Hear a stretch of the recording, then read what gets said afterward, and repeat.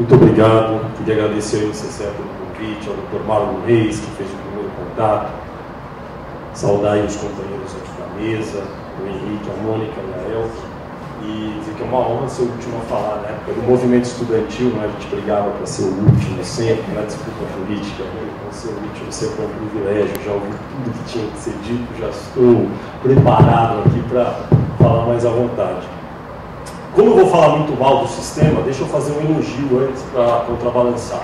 Eu acho que o sistema político eleitoral que nós conseguimos construir na jovem democracia brasileira é um fenômeno democrático, deve ser saudado, não deve ser jogado na lata do lixo, como dizem alguns, uma reforma política completa, porque isso não presta. Se faltarem exemplos, basta olhar pela janela e olhar os nossos vizinhos aqui do subcontinente latino-americano, não é? Nós, de 1985 até hoje, estamos aí realizando a 7ª eleição presidencial direta consecutiva. De 1994 para cá, quando houve a estabilização, as regras são relativamente estáveis, há garantias plenas para todos, o sistema eleitoral é seguro, a fraude é mínima, todos têm o direito de se expressar livremente, já vou fazer alguma ressalva sobre isso. E nós conseguimos eleger um presidente, que foi Fernando Henrique Cardoso, ficou lá seus 8 anos, elegemos um outro de oposição, que foi Lula, ficou seus 8 anos, agora a Dilma Rousseff no poder, e não há em nenhum artigo de jornal, de revista, comentários em televisão, rádio, internet, alguém falando que vai haver um golpe, que o presidente não vai tomar posse se ele não for eleito. E mais, quando olhamos a qualidade também dos três que disputam a eleição neste ano, é fascinante que o Brasil tenha chegado onde chegou. Tem uma pessoa que foi ministra da Casa Civil, está lá indicada por Lula, é eleita e a presidente da República vai disputar a reeleição. Goste ou não goste, é uma pessoa que, enfim, tem suas ideias, está governando o país dentro da Constituição. Os dois principais concorrentes, um governou Minas Gerais 8 anos, é senador da República, presidiu a Câmara dos Deputados. Outro foi deputado muitos anos, governou Pernambuco 8 anos, enfim.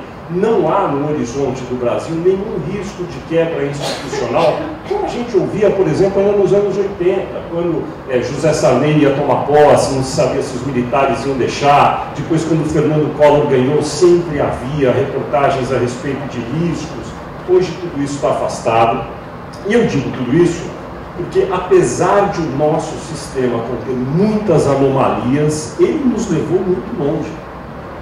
Temos lei de acesso a informações públicas, lei de responsabilidade fiscal, uma Constituição que está durando bastante, vem de 88. Então, nós temos um caminho que foi pavimentado, e dentro desse caminho, eu acho possível fazer reformas para melhorar aquilo que está muito errado ainda. E aí eu vou começar a falar das distorções do sistema político-eleitoral, e mais especificamente sobre o aspecto das propagandas. A Mônica tocou um pouco nesse aspecto, eu acho muito importante isso, falar sobre as distorções que foram sendo criadas pelo medo de errar de novo, como se errou eventualmente no passado. Durante ainda os anos de Fernando Henrique foi feita uma reforma eleitoral que diminuiu o tempo de campanha. O tempo de campanha eram 2 meses, passou-se 45 dias, o que, no meu entender, foi uma atitude regressiva do ponto de vista democrático. Porque em países democráticos a campanha dura 4 anos.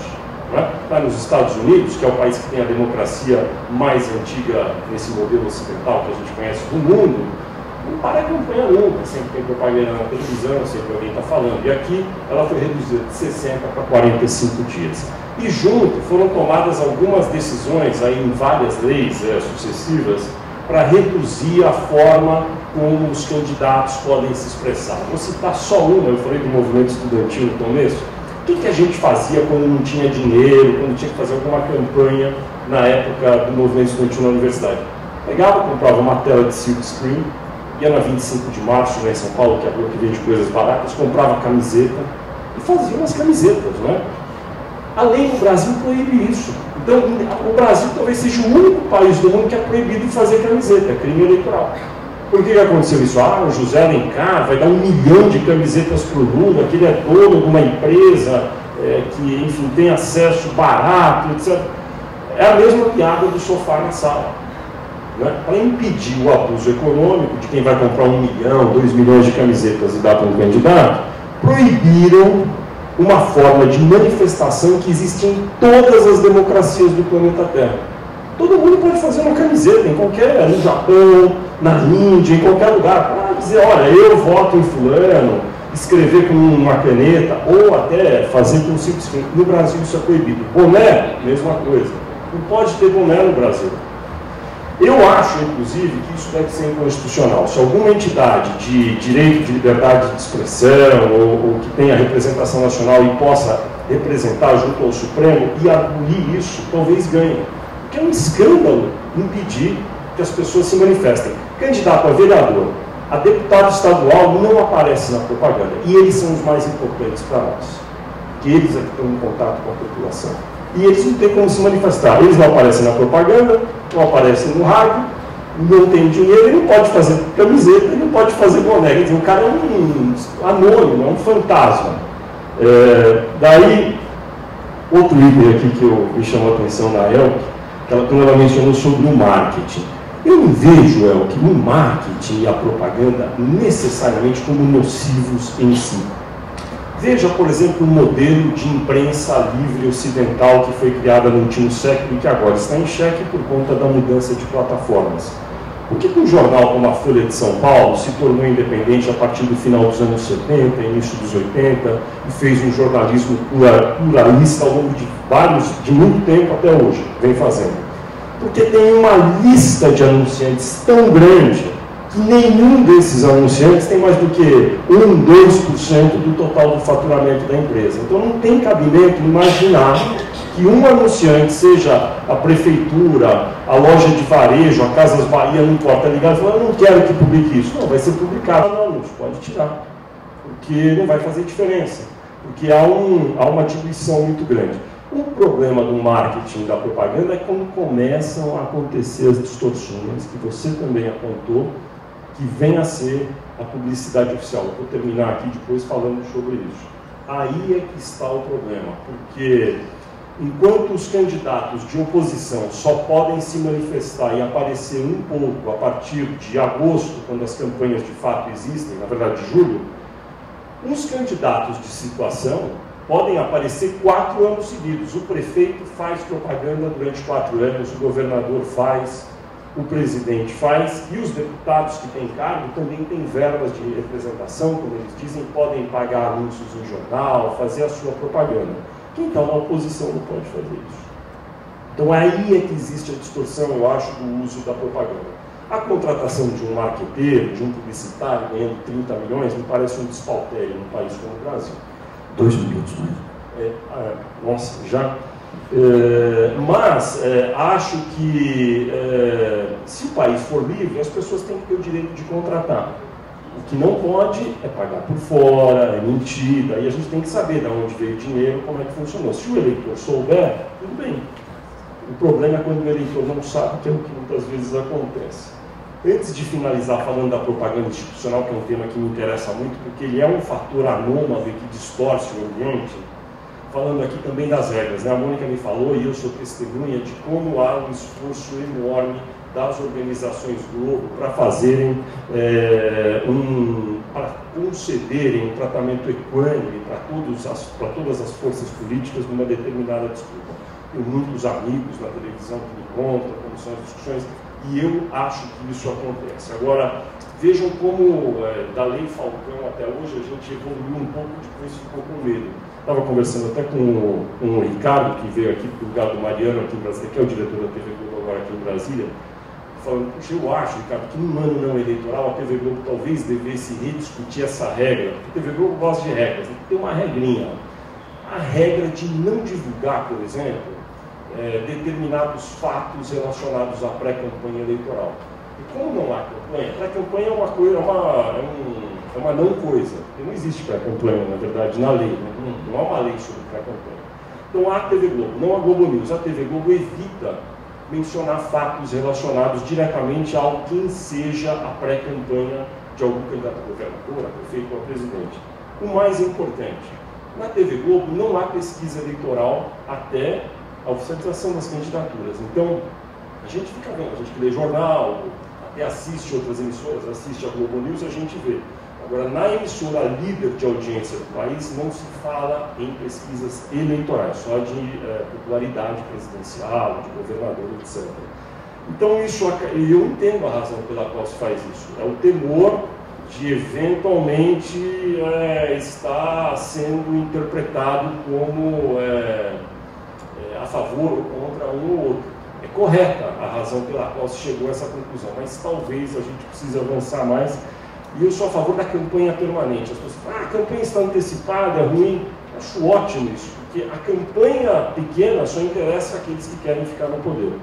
Eu sei que eu estou estourado, mas eu vou mostrar umas transparências rápidas, que eu peguei assim com muita rapidez algumas capas de jornal. 12 estados aumentam gastos com propaganda. Próxima. No ano pré-eleitoral, 12 estados elevam as despesas previstas com propaganda. Isso é governo estadual. Ups. Está mais embaixo esse. Gasto de Lula com publicidade sobe 250 milhões em 2004. Está ali o Fernando Henrique, o Lula no gráfico. Vamos lá. Verba federal para Record cresce sob Lula. Aí um anúncio da própria Record comemorando. Ninguém cresce 35% sozinho, é verdade. Próximo. Piada pronta. Estados desembolsam 1,69 bilhão em propaganda. Próxima. Kassab gastará 5 vezes mais com publicidade do que com área de risco. Isso possivelmente foi em janeiro, quando estava tendo enchente. Kassab aumenta a verba para a publicidade. Kassab gastou mais em publicidade do que em obra anti-enchente. Próxima. Ranking de agências mudou sob o governo Lula. Isso é muito interessante porque as agências de publicidade têm uma relação muito incestuosa com os governos e, a depender do governo, sempre as agências que ganham as contas são umas ou outras. Próxima. Mais uma do Kassab. Era outra página. Travou. Mais um minuto, Fernando. Mais um minuto. Mais um minutinho. Gasto da Petrobras com patrocínio e propaganda triplica na gestão do PT. Rio gastará 100 vezes mais em publicidade. Cresce gasto com publicidade em Minas e São Paulo. Vocês estão vendo que é PT, PSDB, PMDB, é tudo. Serra envia propaganda de gestão a paulistas.